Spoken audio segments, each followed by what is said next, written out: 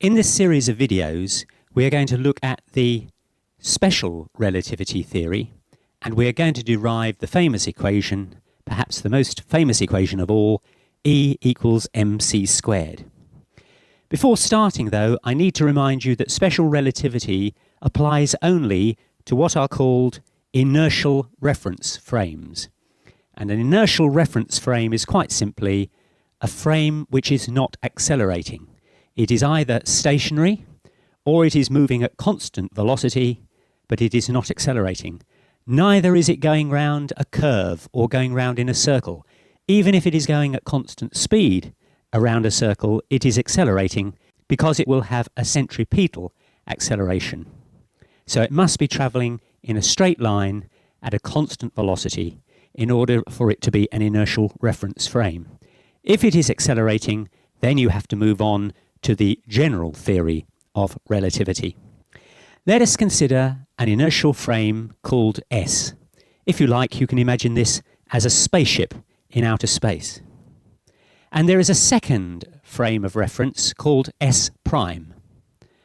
All we can tell is that S prime is moving relative to S at a velocity v. There is no experiment that you can do to demonstrate whether S prime is moving to the right at velocity v, or S is moving to the left at velocity v, or maybe S prime is moving to the right and S is moving to the left at a combined velocity of v. All physics works exactly the same if you are moving at constant velocity as if you were standing still. What we're going to do is to put an aerial on top of the S frame and a dangling wire underneath the S prime frame, such that when S prime passes S, the dangling wire touches the aerial, contact is made, and two clocks, one on board each frame, is synchronized. They both start from t equals 0, and we might imagine that they will forevermore be synchronized. But as we shall discover, that is not true. After a short time, there is a light flash, some distance away. People on both frames of reference are able to use their frames of reference to gauge the distance that that light flash is away from them. S says that the light flashed when it was x away and when the time on the clock measured t. S prime, on the other hand, says that the light flashed when it was x prime away and when the time on the clock measured t prime. Now I think you can see fairly easily that x equals x prime plus this distance, which represents the separation of S and S prime. But what is that distance? Well, the relative speed is speed v, and the time that has elapsed is, depending on whether you're measuring it on one clock or the other, t or t prime. So the distance will be the velocity times the time, vt or vt prime. So now we can say that x is x prime plus vt prime, or if you prefer, x prime is x minus vt. All of that sounds fairly straightforward. Now I need to introduce you to an experiment that was conducted by Michelson and Morley in the late 1800s that caused all of the understanding of Newtonian physics to be stood on its head. I shan't describe precisely how Michelson and Morley did their experiment. I'm going to give it to you in a way that I think is more easy to understand. Before we look at their experiment, I want you to imagine that there is a train travelling along in a straight line at 30 miles an hour. You are standing on that train and you have a ball in your hand. You roll the ball along the corridor of the train in the direction in which the train is travelling, and the ball goes at 20 miles an hour relative to you. There is a person standing on the platform who can see the ball on the train, and you ask him to measure the speed of the ball. He will say that the speed is 50 miles an hour. That's the 30 miles an hour of the train plus the 20 miles an hour of the ball. Now you turn round and face the other way.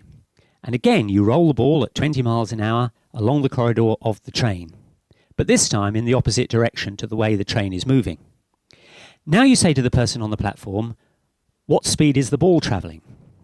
And he will say, it is still travelling at 10 miles an hour in the direction of the train, because the train is going at 30 miles an hour, the ball is going backwards at 20 miles an hour, and the net effect is 30 minus 20, which is 10 miles an hour in the direction of the train.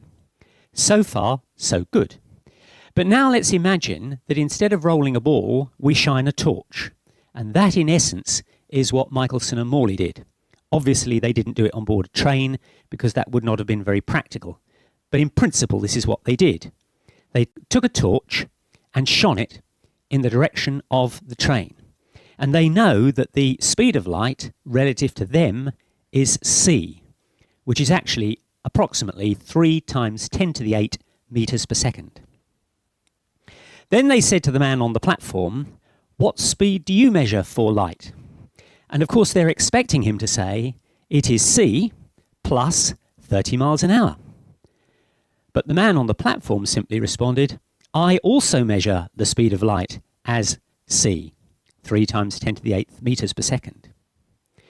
And then they turned round and pointed the torch the other way and said to the man on the platform, what speed do you get? And he responded, I get c, 3 times 10 to the 8 meters per second. Surely you should get c minus 30. No. The speed of light, Michelson and Morley concluded, is the same irrespective of the speed of the source of the light or the speed of the observer of the light. And that clearly is counterintuitive. It's completely different to the situation when the ball was rolled along the surface of the train.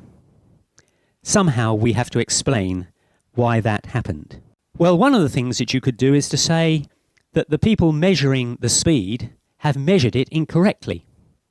You could, for example, say that since speed is distance divided by time, that the people measuring that speed either are using an incorrect ruler to measure the distance or an incorrect clock to measure the time, or maybe a bit of both. So let's go back to our 2 frames. And what we're going to do is we're going to arrange that when S prime passes S, not only will this cause the clocks to synchronize, but it will also send a signal to a far distant light and switch it on. Of course, when the light actually appears, S and S prime will be in this position. Both of them are fully entitled to say that they are stationary and that the other one is moving. So S will say, well, the light travelled a distance x in time t, measured on my clock, and therefore c is x divided by t. S prime is entitled to say, the light travelled a distance x primed in a time t primed, and therefore the speed of light is x prime divided by t primed. But we know from Michelson and Morley that c is constant, no matter who is measuring it. Since x and x prime are different, that suggests that t and t prime cannot be the same.